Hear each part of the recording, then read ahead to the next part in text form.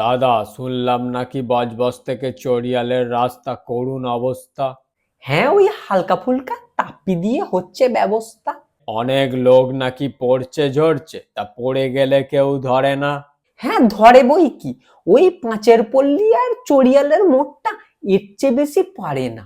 পড়ছে এক জায়গায়, ধরছে এক জায়গায়, এ আবার কেমন আইন?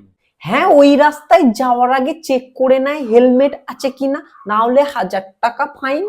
আবার ওরা দয়ালুও বটে, যারা দুস্থ গরিব, যারা 1000 টাকা দিতে পারে না তাদের 100-200 বলে দিতে। আবার দাদা কাকার হাত থাকলে মাথায়, কেস হয়ে যায় ফিতে। ফাইন তো জানি 1000 টাকা, 100-200 কি করে নেয়? বললাম তো বাপু, ওরা খুবই দয়ালু, বাকিটা ওদের পকেট থেকে দেয়। সে নয় জানি, হেলমেট পরাটা জরুরি, তবে রাস্তাটা কোথায় সেটা বলে দিন তো।